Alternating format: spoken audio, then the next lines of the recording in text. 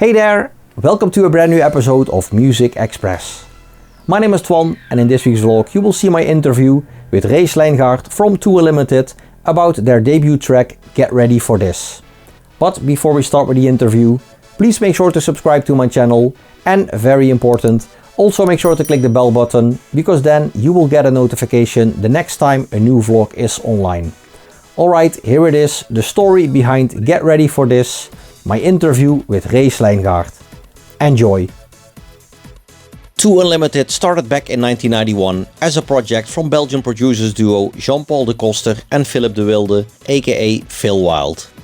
Get Ready For This was the title of their first track as Too Unlimited, which originally came out as an instrumental track.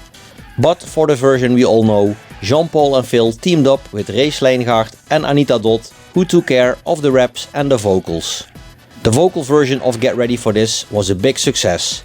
It entered the UK singles charts at the number 2 position, and also in several other countries, Too Unlimited's debut single made it into the top 10 of the charts.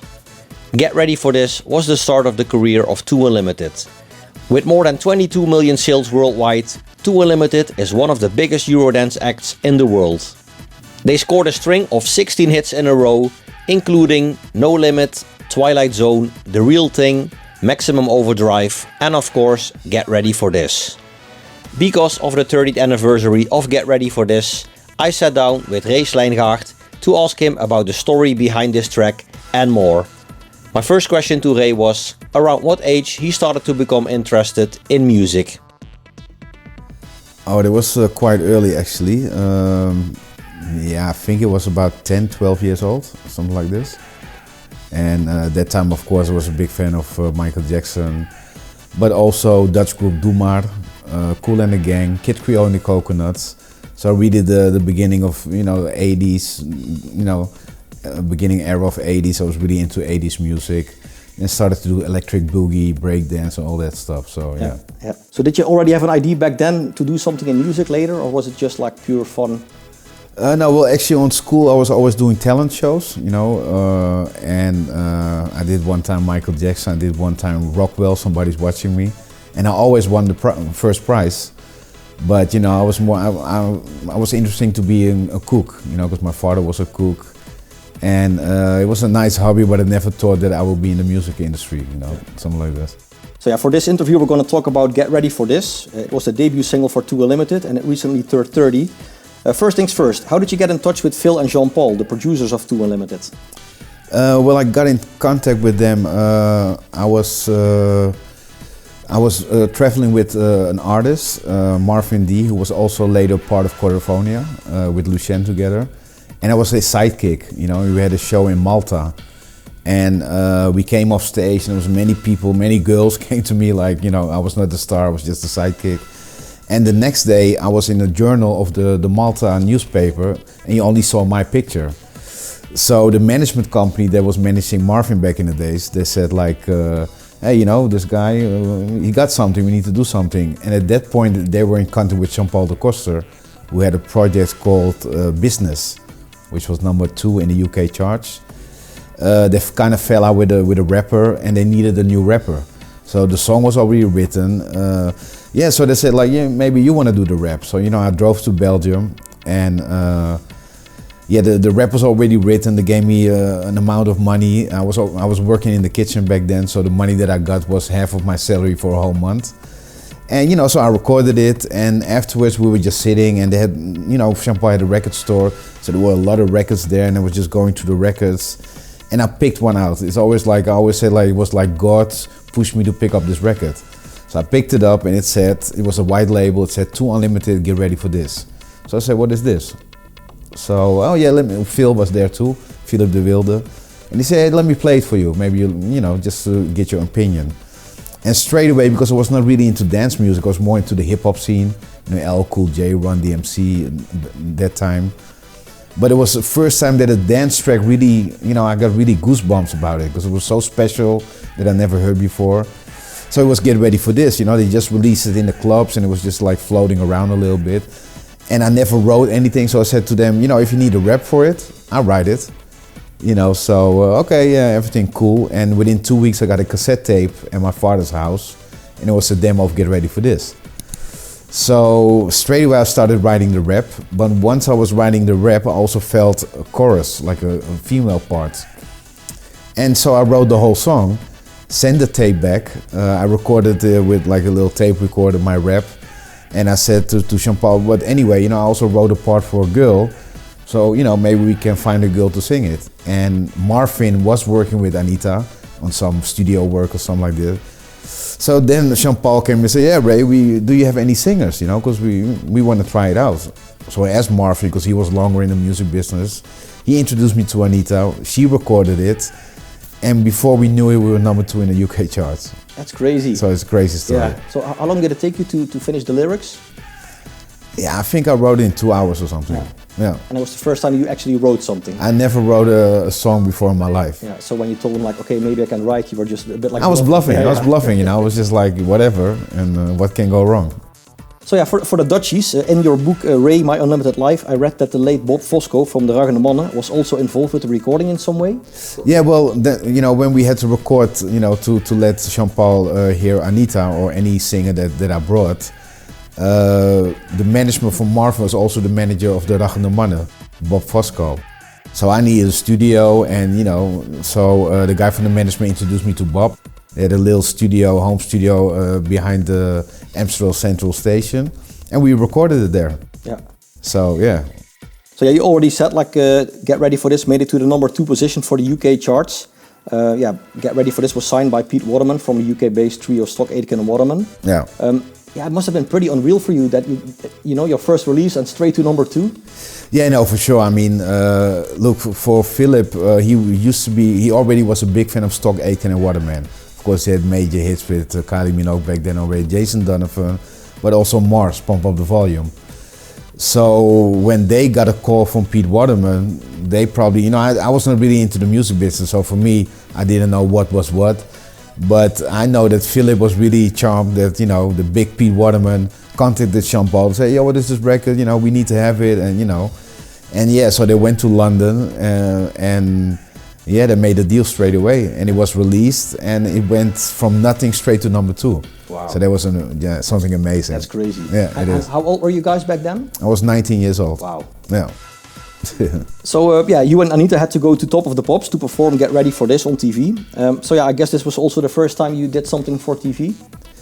Yeah, it was the first time I did TV in my life, so I was quite excited. But in the beginning, it felt like a fairy tale. I wasn't really. I was there, but I wasn't. Yeah, it didn't really hit you yet. No, it didn't hit me yet. So it was just like, what's going on? And but I felt good. It was like I met a couple of artists there. I remember back then it was Gabrielle was there, and I think it was E17 and a couple of these English groups.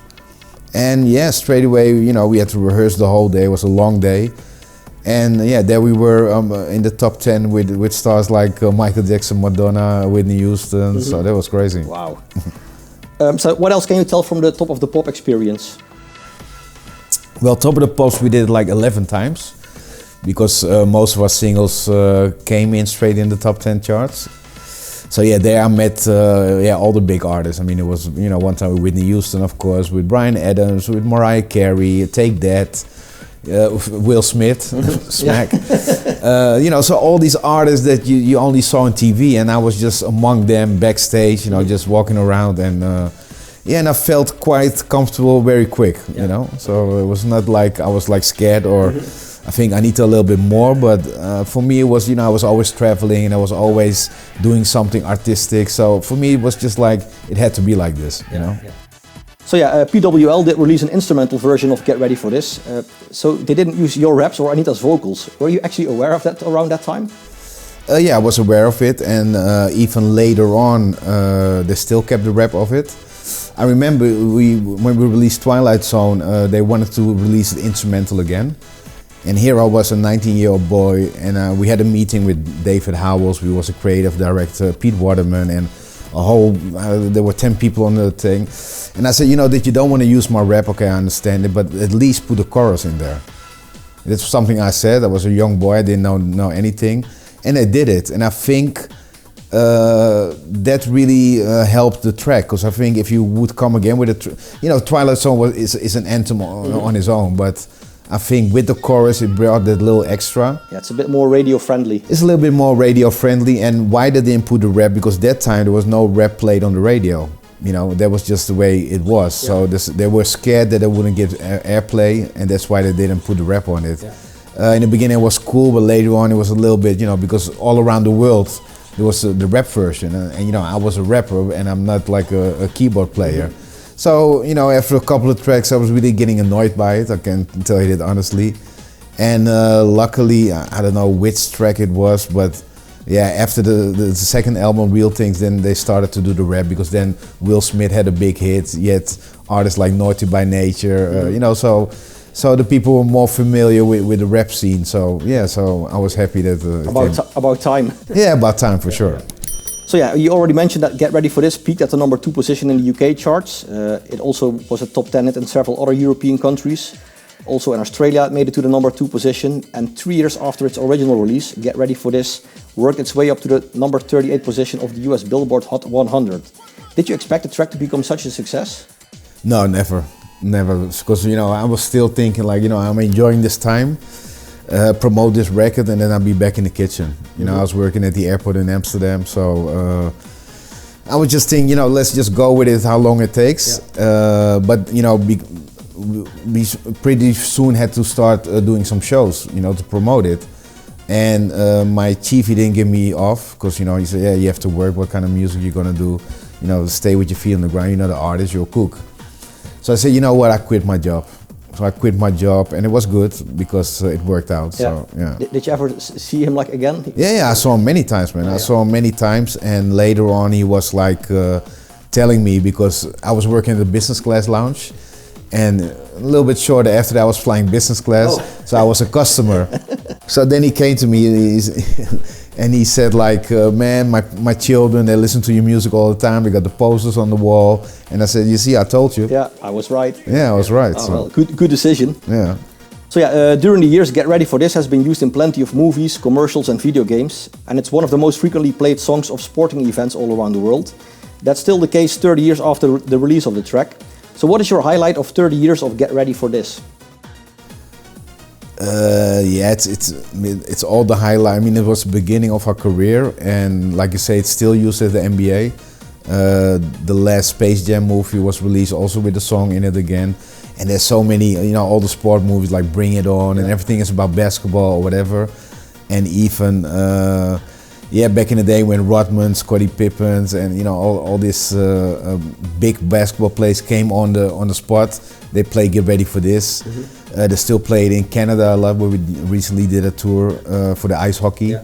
So it's all around, it's a real sport anthem, and who could have thought that still after 30 years it's still popular? Yeah, exactly. Because I get videos from people from China, from Canada, Australia, and so it's a blessing, Have you ever been to a sport event where they played it? Yeah, I was there, yeah, because we also had some shows at the Met Stadium, at the San Antonio Spurs Stadium. We were performing there live. But even with some Dutch football games, they played it. Mm-hmm. And so I'm really into football, so so I saw it all around the world. So that makes it even more special, I guess. Oh yeah, for sure, Yeah. So it's 2022 now, and not only Get Ready for This is 30 years old now. This of course also means that Too Unlimited celebrates the 30th anniversary. Now the world is opening up again, and festivals and events are finally happening again. Do you guys have something in mind already for the 30th anniversary of Too Unlimited? Yeah, for sure. I mean, we were planning, because last year 2021 was the 30th anniversary. We were planning big concerts. We had to wait because of course we couldn't do anything. We're picking it up now again, so we're gonna do for sure a lot of concerts all around the world. Now we got a lot of shows from last year that we still have to do. So I think 2023 we're gonna start with our own concerts, which is gonna be with musicians, with more dancers, more bling, more fireworks and everything. So yeah, looking forward to that, to doing big stadiums and really play, normally we play like 35, 40 minutes, and now we're gonna play like 75 minutes, 90 minutes. Yeah.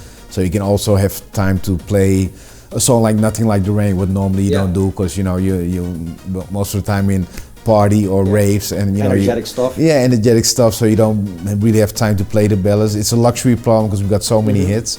We got 14 hits, and it's always difficult to choose which one we're gonna play. So now finally, when we do the concert, we got space to even do some album tracks because we also got some great album tracks. I still like Mysterious. I love Mysterious, and we just did a new show, and we're opening with Mysterious. And even now, when I hear the track, it's just like that's one song that should have been released as a single. Could have been a single for sure. Because it's very special, and I get goosebumps every time when I hear it. So but at least now we got it. We start with the show. It's in our intro, and it's very good. It's nice. Is there still a country where you have never performed yet, but that's still like on your wish list? Oh yeah, for sure, man. We never performed in. Let me see, Colombia we never played. We never played in Paraguay, Uruguay. We played in China, Japan, Malaysia, also Philippines. We never played in Hawaii, Jamaica. The States, we also did a lot of shows. Australia, of course, Canada. Yeah, I think there's a lot of places we played, but... you have a lot of stamps in your passport. Oh, for sure, yeah. You guys recently welcomed a new singer to Tour Limited, which is Michelle. In March 2022, you had your first show together during a big 90s event in Helsinki in Germany. Yeah. How was that? Oh, it was good, man. It was, there were 53,000 people, so that was amazing. I mean, of course, everybody was there, Headaway, Alban, Benga Boys, all my friends. And yeah, it was good. I mean, we already did a tour last year in Canada with Michelle, which, we didn't put it out, but of course we got a lot of movies and snippets from the show. So she was already a little bit used to it, but now of course we had the show set with the dancers and the new outfits and everything. And Michelle, she's been in the business also like 30 years. So she's not afraid, and there were 50,000 people, and she just came on say like, "Yo, party people, are you ready to party with Tour Unlimited?" So for her it was just like, I think many singers that are not used to it, they would come there and see this crowd. It would be like, there will be no sound coming out. But she's a good performer. That's one of the reasons, of course, we took her, and she got a great voice, and she's such a positive person. So I'm happy to find our third singer again. I survived them all. Do you think we can expect some brand new tracks as well together with Michelle? Yeah, everybody's asking that, of course, and for me, if it was my saying, I would do it straight away. I mean, I got many tracks in the closet because I'm a songwriter too, so I got a lot of songs. I just need to convince Jean-Paul because he's not really focused on this right now. But if it was for me, I would start with Mysterious tomorrow. And 2022 version. Oh yeah, for sure. So besides Tour Limited, what else are you up to these days? Well, a lot of things. I'm still producing and writing songs for people, and working currently on my son's album. He's doing more rap, so I help him out or pick out some nice producers for him. Plus, I'm just setting up a new agency. I used to have a track, TOF Funk It Up. It was a big hit in Holland in '95. We're gonna start with him again on tour. We're gonna release a new remix from his song, which was quite big. And we're gonna work with some artists from back in the day, like Quadrophonia, Human Resource, LA Style. So there's more like the 90s rave kind of artist. And that's something, I mean, I used to have my record label, I used to have a management company, all that stuff. And that's something that I always still want to do. So we're gonna work with all these legends and trying to make some big tours all around the world. I'm looking forward to that. Yeah, I love that kind of sound. Oh yeah, it is dope. It is dope. Yeah. So you've done so much, but is there still something on your bucket list music-wise? Music-wise, I even got a whole album. I got a solo album, but of course now I'm focused on Tour Unlimited, so you never know what the future brings. Because I think I really wrote some nice tracks, and it's the tracks that I wrote are a combination of dance, rock, hip hop. I'm singing on some of the tracks, and I did a track with Simon Webb from Blue. Oh yeah. I did a song with Peter Andre. But that's for the future. I mean, now I got a lot of focus for Tour Unlimited, and so musically wise, I would love to work with more artists, or even produce some artists or write some songs. musically wise, and hopefully for Tool Unlimited bring out some new stuff. Yeah, fingers crossed. Yeah, man. I know you love to cook since before Tool Unlimited. Yeah, you used to be a cook, as you already said. That's right. So is food your biggest passion besides music? Oh yeah, it is, most definitely. Yeah, I love to cook, and yeah, I live partly in Spain, and you know, in a couple of years I want to open my beach club in Spain, like a beach club restaurant, you know, something like Nikki Beach, not so expensive, but that kind of vibe, you know, party vibe with sushi and nice music. So you know, that's gonna be my next challenge. Okay, yeah. Sounds like a plan. Yeah, man. So yeah, because you're like a foodie, I'm very curious what your answer will be to my last question. Pineapple on pizza, yes or no? No. No, okay. It's called Hawaiian, I think, yeah, right? I know, No, yeah. I don't like that. All right, well, thank you very much and good luck on everything. Thanks, man. Peace. All right, that was it. This week's vlog, my interview with Ray Slijngaard and the story behind Get Ready for This. Ray, thank you very much for your time. Much appreciated. Thank you for watching. I hope you enjoyed the vlog. If you did, make sure to give this video a like, leave a comment in the comment section below, and very important, make sure to subscribe. Also make sure to click the bell button, because then you will get a notification the next time a new vlog is online. Once again, thanks for watching, and until next time, bye bye!